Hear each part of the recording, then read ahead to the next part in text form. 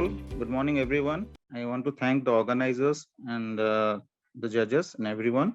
I'm very thankful too that despite some issues with the laptop, you have been able to share it for me. So I'll be speaking on this topic of noise-induced hearing loss. My presentation will be as per the guidelines for the long paper. It will be an 8-minute presentation along with 2 minutes for any questions if from the judges or from the participants. So with this, I start my topic. My topic for presentation is effectiveness of noise management strategies and preventive measures in the prevention of occupational noise-induced hearing loss. Now, the World Health Organization says that the noise-induced hearing loss is a silent epidemic. It is there, but yet we cannot recognize it. Okay. But again, it is also, oh, the screen is gone. Hello. Just hold on. They will continue. Yeah. But again, it is also the most preventable cause of hearing loss, which can be prevented if we take proper measures. Now, the occupational noise-induced hearing loss is diagnosed when there is a history of definite exposure to noise, and it is a sensorineural type of hearing loss, and the typical finding on a pure tone audiometry is a 4 kilohertz notch at 4 kilohertz. Now, as per Occupational Safety and Health Administration, there are 4 important measures which are taken to prevent occupational noise-induced hearing loss. The first is the engineering controls, in which we try to reduce the amount of sound which is coming from the source, or we put a barrier in the pathway of the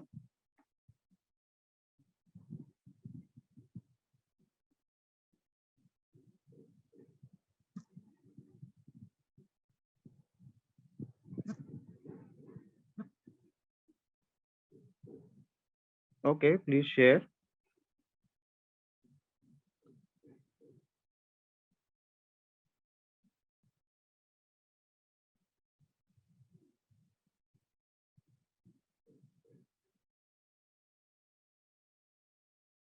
Okay, can I go ahead? You can proceed, sir. Okay, so once again, I repeat the presentation. So the WHO, the World Health Organization, says that the noise-induced hearing loss is a silent epidemic, and so, but again, it is the most preventable cause of noise of hearing loss, which can be done if we take proper measures. So noise-induced hearing loss is diagnosed when there is a definite history of exposure to noise. It's a sensorineural type of hearing loss, and the typical finding is a notch at 4 kilohertz on pure tone audiometry. Next slide, please. Yeah, these are the 4 measures as per the Occupational Safety and Health Administration, which is followed worldwide for preventing noise-induced hearing loss. First is engineering controls. Here, we try to reduce the amount of noise which is emitted from the source, or we put a barrier in the pathway of the noise. So this controls can be done through periodic maintenance of the old machines, lubricating the machines, or replacing the faulty old machines with new machines so that less sound is emitted. Second is the hearing protection devices, which are worn by the workers or the employees, like earplugs, earmuffs. Third is administrative control. The administration has to ensure that that no worker at any point of time is not continuously exposed to a high level of noise. So he has to give break to the employee, rest break, and also there has to be noise level monitoring to ensure that the hazardous levels are not reached. The fourth is hearing surveillance.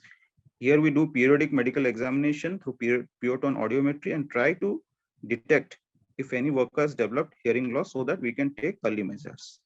Next slide. So the aim of my study was to find out how effective have been these strategies which I mentioned in the previous slide for preventing noise-induced hearing loss. How? By comparing the prevalence of noise-induced hearing loss in the employees who are working in the noisy areas of the plant with the prevalence of noise-induced hearing loss in the employees who are working in the normal areas of the plant, which is taken as a control. Next slide. Yeah, it was a prospective cross-sectional observational study done in the following period at ISCO Steel Plant and Burnpur Hospital after taking approval from the Ethics Committee. Next slide. Yeah, We included those workers who had minimum of 5 years of working experience and who were from 30 to 50 years of age. We excluded those who are diabetes mellitus or who are chronic suppurative otitis media or who were recently on ototoxic medications. Next. So the outcome measures, we measured the prevalence of noise-induced hearing loss in the employees who are working in the noisy areas, that's group 1, and the prevalence of noise-induced hearing loss in the employees working in the normal areas, that is group 2. Next. Next slide.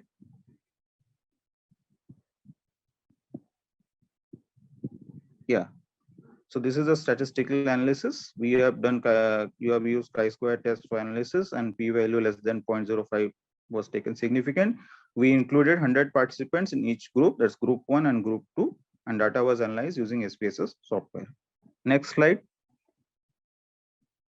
So coming to the results, we noted a prevalence of hearing loss of 5% in the employees working in the noisy areas and a prevalence of 4% in the employees who are working in the normal areas. Hearing loss in both the groups were mild. Next. So this is the graph, and as we can see, when we did the comparison, as per the p-value, the comparison was insignificant, thereby proving that noise is not that much a prevalent factor in the noise areas because of the better measures taken by the plant and the hospital management. Next. Now, among the employees who are working in the noisy areas, we splitted the workers in 3 groups.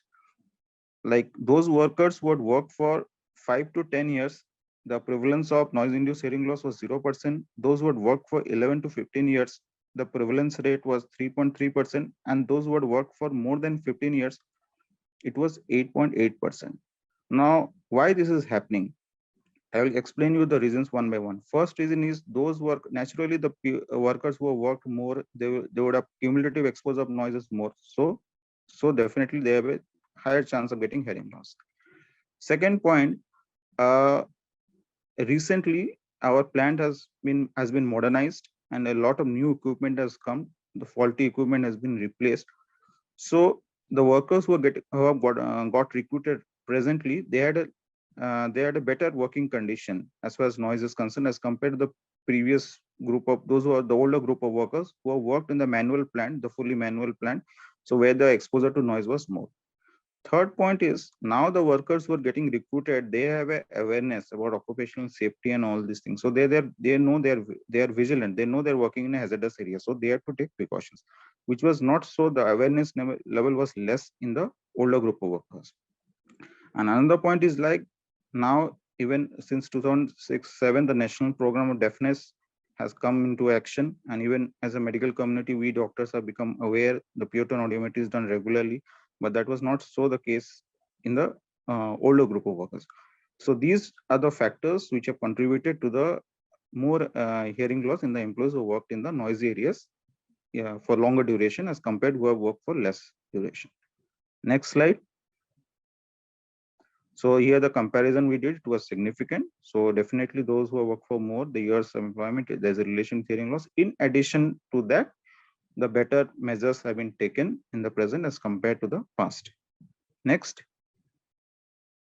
So discussion, our study concluded that the noise management strategies and preventive measures have been effective. And these are the other studies which have also found that noise management strategies and preventive measures have been effective. Next. Next. So our study showed significant relation with years of employment, and other studies are these are the other studies which have shown similar relation with years of employment. Next. So we concluded that the noise management strategies and preventive measures have been more effective, in the prevention of noise-induced hearing loss. And secondly, the measures have been more strongly implemented in the present as compared with the past. Next.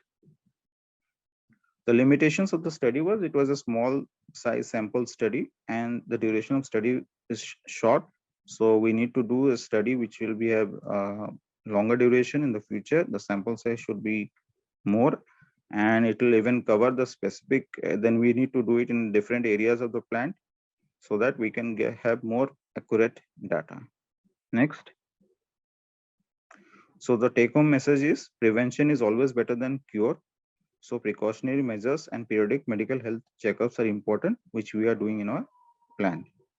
Next. So I have planned a list of future initiatives, which I hope will try to implement it in my setup so as to get for the better implementation of hearing conservation program.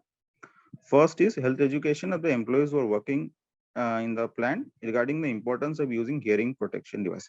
See, this is where the compliance is low. Even if you give a hearing protection device, earmuff or earmuff, because of that compliance issue, they uncomfort, they don't wear it continuously and they are exposed to noise. So like for if you are going in a road, if you don't wear helmet and follow traffic rules, you will meet with accidents. Similarly, if you don't use these devices in this hazardous area, so you are prone to get hearing loss. So this is where we need to create health education. Second is health education of the family members and employees, because these are the people who are going to detect the hearing loss in their partners and bring it to the attention of the doctor for early intervention. Second is there are many organizations in our country which are doing good work, like the National Initiative for Safe Sound and the Sound Hearing 2030 initiative, and our official Association of ENT Surgeons, Association of Otolaryngologists of India, and also very prominent ENT association, Indian Academy of Otolaryngology and Head and Neck Surgery. They are supporting these initiatives and doing excellent work. So I plan to work with side by side with the good teachers and my senior members, respected members of the community, the nodal officers who are working in relation to that national program deafness, so as to implement these set things more properly. And also the research institutions, AIMS, PGA, and ICMR. If I can work with them, it will be more better. A good research can be done, and also the engineering solutions, like what devices the plant is planned for future expansion. So how can we do a good develop a proper setup so that the barriers are put and the hearing loss does not happen. So we have to work with proper eminent engineering institutes like Indian Institute of Technology for developing the good engineering solutions. Next. So these are some of my important reference. Next. So I would like to end my presentation